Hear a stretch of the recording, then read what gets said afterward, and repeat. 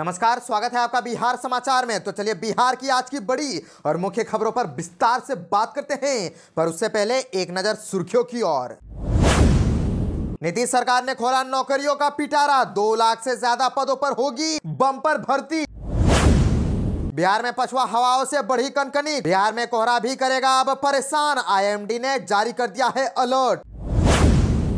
बिहार सरकार का विकास का दावा किताबी, नीतीश कुमार की यात्रा से पहले कांग्रेस का बड़ा प्रहार। नए साल में मुंगेर वासियों की बल्ले बल्ले, 1094 करोड़ रुपए का तीसरा तोहफा देगी रेलवे। और इंडिया अलायंस में कांग्रेस की तगड़ी घेराबंदी, ममता के दावे पर तेजस्वी भी बोले सब मिलकर चुने नेता।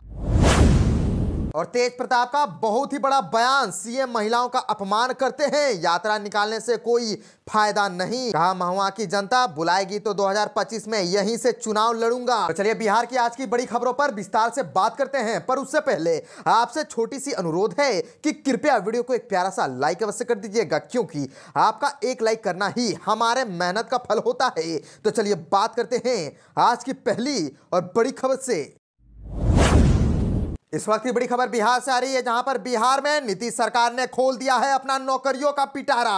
अब बिहार में 2 लाख से ज्यादा पदों पर होगी बम्पर भर्ती। जी हां, राज्य सरकार 2,34,000 नए पदों पर नियुक्ति की तैयारी में जुट गई है। विभिन्न विभागों में होने वाली इन नियुक्ति के लिए जल्द ही विभिन्न आयोगों को अधियाचना भेजी जाएगी। और ये नियुक्तियां अगर चालू वित्त वर्ष में हो जाती है तो मुख्यमंत्री नीतीश कुमार का 10 लाख युवाओं को सरकारी नौकरी देने का न सिर्फ वादा पूरा होगा, बल्कि यह लक्ष्य को पार कर जाएगा। इस समय प्रदेश में 2,11,000 पदों पर नियुक्ति की प्रक्रिया चल रही है। यह सरकार के विभिन्न आयोगों में प्रक्रियाधीन है। सूत्रों ने बताया कि प्रक्रिया को तेज कर इन पदों को जल्द से जल्द भरने के लिए कहा गया है। और आपको बताते चले कि नौकरी पाने की आस लगाए बैठे युवाओं के लिए एक बहुत ही अच्छी खबर भी है कि अगले वित्त वर्ष 2025-26 की पहली तिमाही में सरकारी सेवकों के अवकाश ग्रहण करने के कारण विभिन्न विभागों में 72,000 पद रिक्त हो रही है। तैयारी यह है कि रिक्तियों के तुरंत बाद इन्हें भरने की प्रक्रिया शुरू कर दी जाए। सुशासन के कार्यक्रम में 7 निश्चित के तहत 2020 से 25 के बीच 10 लाख सरकारी नौकरी और 10,000 रोजगार देने का लक्ष्य रखा गया था।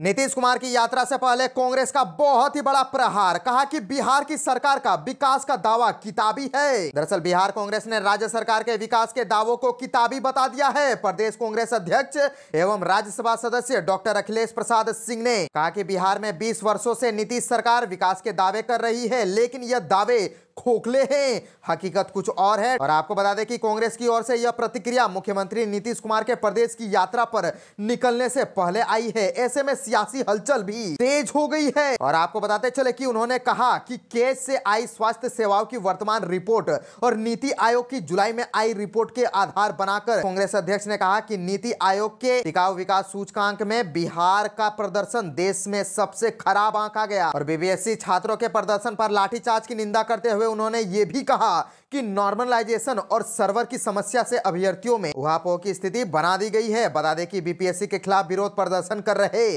छात्रों पर लाठीचार्ज का मुद्दा इस समय प्रदेश में गरमाया हुआ है और इसे लेकर के विपक्षी दल लगातार नीतीश सरकार पर निशाना साध रहे हैं।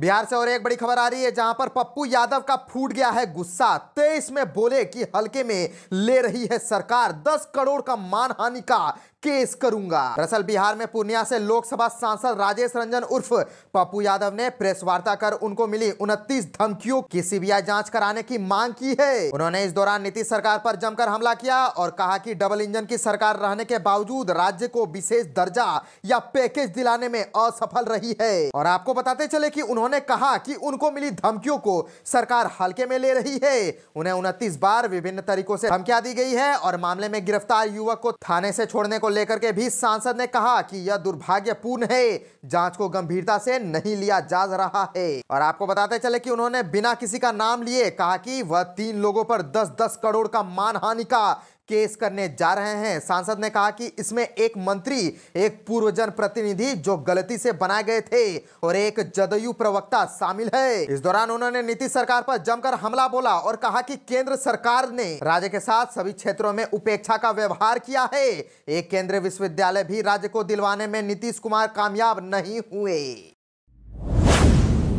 बिहार से और एक बड़ी खबर आ रही है, जहां पर विपक्षी गठबंधन इंडिया अलायंस के नेतृत्व को लेकर के कांग्रेस की घेराबंदी तेज हो गई है। पश्चिम बंगाल की मुख्यमंत्री और टीएमसी चीफ ममता बनर्जी के इंडिया अलायंस के नेतृत्व करने के प्रस्ताव का सबसे पहले एनसीपी चीफ शरद पवार ने समर्थन किया। उन्होंने कहा कि ममता के पास इंडिया गठबंधन के नेतृत्व की क्षमता है। अब इस मामले पर बिहार के पूर्व डिप्टी सीएम और नेता प्रतिपक्ष तेजस्वी यादव का रिएक्शन सामने आया है। तेजस्वी यादव ने प्रतिक्रिया देते हुए कहा है कि ममता बनर्जी के इंडिया गठबंधन के नेतृत्व करने में कोई समस्या नहीं है, लेकिन गठबंधन का नेता चुनने का निर्णय सामूहिक रूप से लिया जाए। कोलकाता में पत्रकारों से बात करते हुए तेजस्वी ने कहा कि गठबंधन का नेता चुनने का कोई भी निर्णय सामूहिक रूप से लिया जाना चाहिए और इस मामले पर तभी निर्णय लिया जाएगा जब गठबंधन के सभी सहयोगी दल एक साथ बैठेंगे। ममता बनर्जी के विपक्षी गुट का नेतृत्व करने के प्रस्ताव के सवाल पर तेजस्वी ने कहा कि उन्हें किसी भी नाम पर कोई समस्या नहीं है। गठबंधन जो भी तय करेगा हम उसे स्वीकार करेंगे। किसी भी नेता का निर्णय सामूहिक रूप से लिया जाना चाहिए। वहीं इस मामले पर बिहार सरकार में कृषि मंत्री और वरिष्ठ भाजपा नेता मंगल पांडे ने ममता बनर्जी के इंडिया ब्लॉक का नेतृत्व करने की इच्छा पर प्रतिक्रिया देते हुए कहा कि विपक्षी गठबंधन एक ट्रेन की तरह चल रहा है, जो इंजन के ड्राइवर और गार्ड के बीच समन्वय की कमी के कारण रुकती रहती है।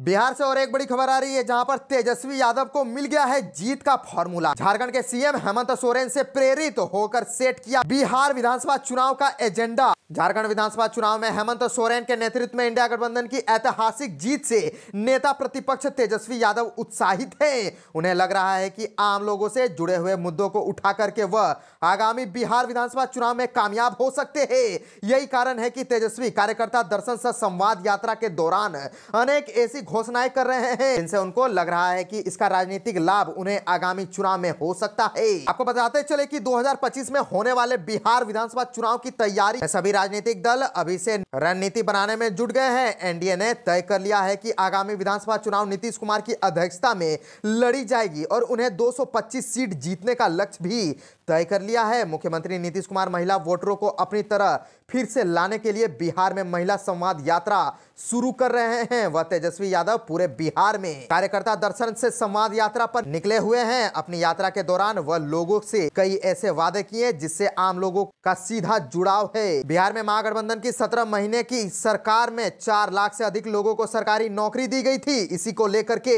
तेजस्वी यादव विपक्ष में जाने के बाद लगातार कह रहे हैं कि उन्होंने 17 महीने के कार्यकाल में 4 लाख से अधिक लोगों को सरकारी नौकरी दी। अब तेजस्वी यादव का यह वादा कर रहे हैं कि उनकी सरकार बनने के बाद बिहार के 10 लाख बेरोजगार नौजवानों को सरकारी नौकरी दी जाएगी। छात्रों की समस्या को लेकर के तेजस्वी लगातार उनके समर्थन में बोल रहे हैं और तेजस्वी यादव ने महागठबंधन की सरकार बनने पर पूरे बिहार में उपभोक्ताओं को 200 यूनिट फ्री बिजली देने का वादा कर दिया है।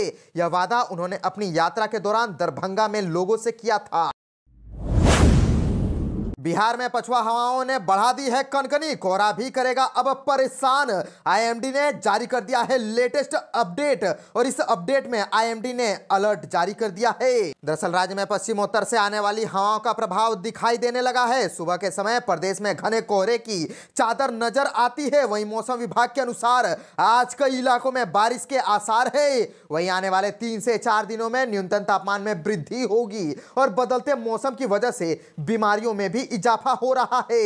अस्पतालों में सर्दी जुकाम और बुखार के मरीज पहुंच रहे हैं। वहीं राजधानी पटना में आज का अधिकतम तापमान 26 डिग्री सेल्सियस और न्यूनतम तापमान 12 डिग्री सेल्सियस बने रहने का अनुमान है और सुबह शाम के समय सर्द हवा से कनकनी बढ़ जा रही है। वहीं इसकी वजह से बुखार से अधिक लोग ग्रस्त हो रहे हैं। अस्पताल में मरीजों की संख्या अधिक दिख रही है। अधिकांश बुखार, cold, diarrhoea, flu, viral fever, सर्दी, खांसी आदि के मरीज भी आ रहे हैं और ठंड के कारण लोगों की दिनचर्या में बदलाव करना पड़ रहा है।